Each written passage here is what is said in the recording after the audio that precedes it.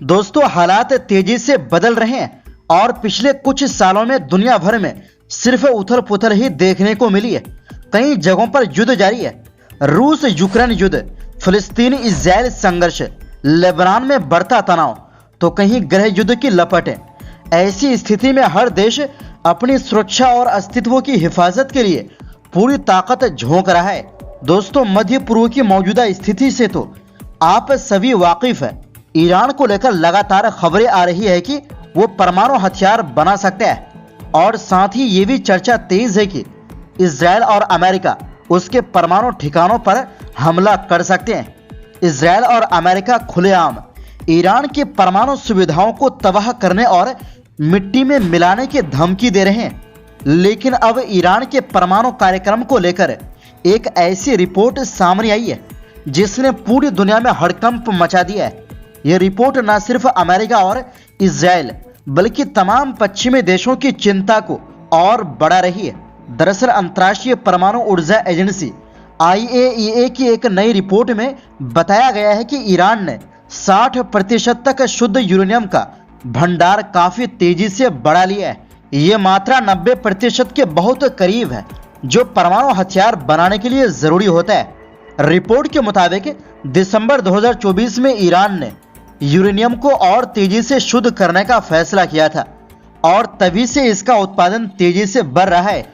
IAEA की ये गोपनीय रिपोर्ट, जो सिर्फ सदस्य देशों को भेजी गई है, बताती है कि 8 फरवरी 2025 तक ईरान के पास 60% तक शुद्ध किया हुआ 274.8 किलोग्राम यूरेनियम जमा हो चुका था।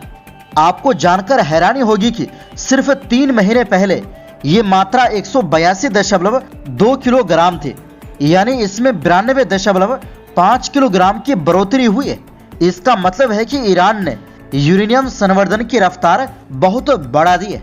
दोस्तों, आपको बता दें कि परमाणु हथियार ऐसा ताकतवर हथियार है जिससे लैस देश से कोई भी दुश्मन आसानी से टकराने की हिम्मत नहीं करता।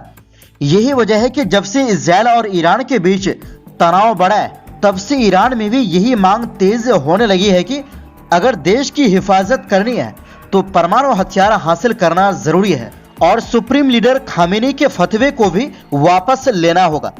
IAEA के प्रमुख राफेल ग्रोसी ने कहा है कि उन्हें इस बात का बहुत अफसोस है कि ईरान ने 4 और अनुभवी इंस्पेक्टर्स की नियुक्ति को मंजूरी नहीं दी।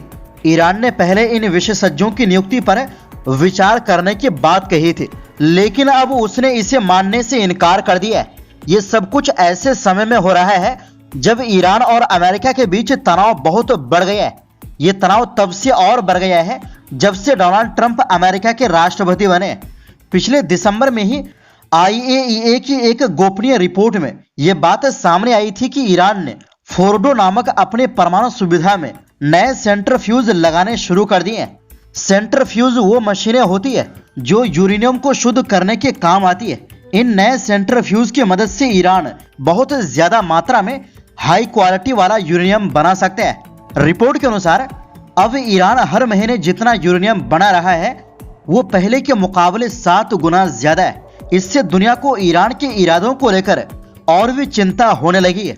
IAEA ने यूरोपीय देशों और अमेरिका के कहने पर यह वादा किया है कि वो 2025 के वसंत तक इस मामले पर एक पूरी रिपोर्ट पेश करेगी।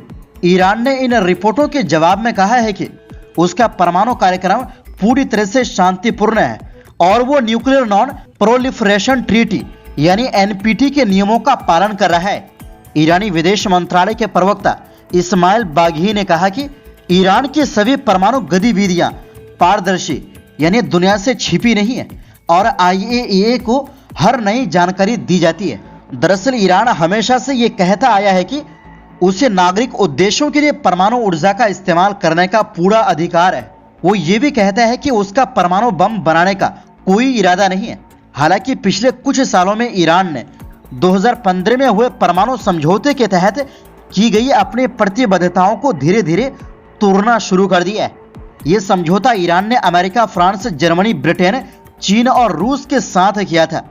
डोनाल्ड ट्रंप ने 2017 से 2021 तक अपने राष्ट्रपति कार्यकाल में ईरान के खिलाफ ये नीति अपनाई थी। इसके तहत उन्होंने ईरान परमाणु समझौते से अमेरिका को अलग कर लिया था और ईरान पर कड़े प्रतिबंध लगा दिए थे।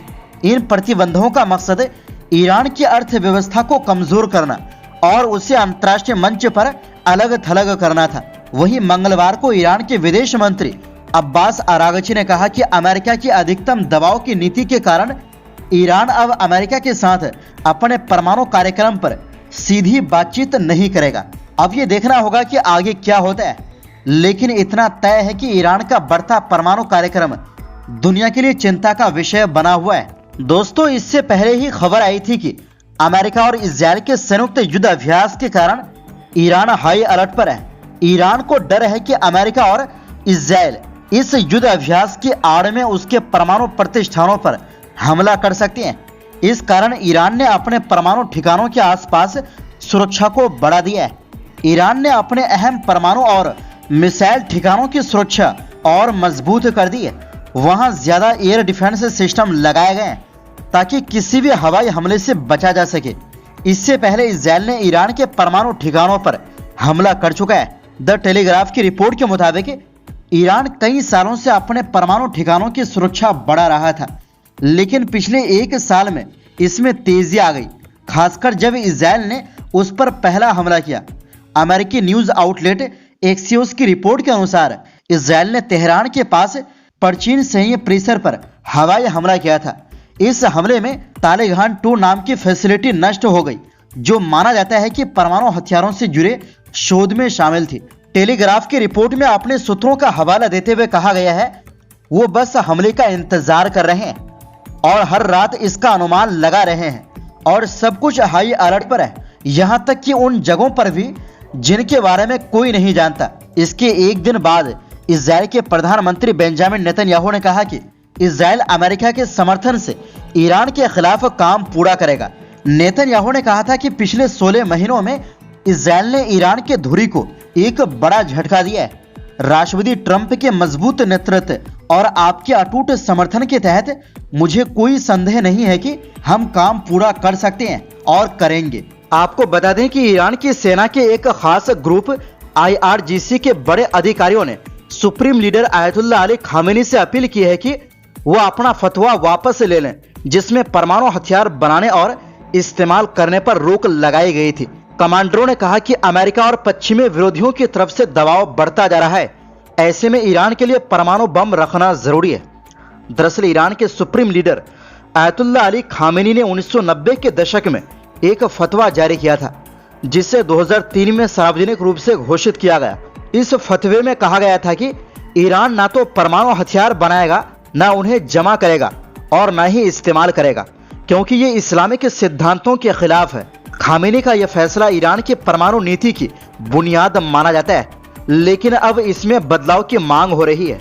दोस्तों, इस वीडियो में बस इतना ही। अगर आपको ऐसी ही गहरी और निष्पक्ष जानकारी चाहिए तो हमारे चैनल को सब्सक्राइब करें और बेल आइकन दबाएं, ताकि आपको हर नई वीडियो की अपडेट मिलती रहे। अपनी राय कमेंट में जरूर बताएं और वीडियो को लाइक और शेयर करना ना भूलें।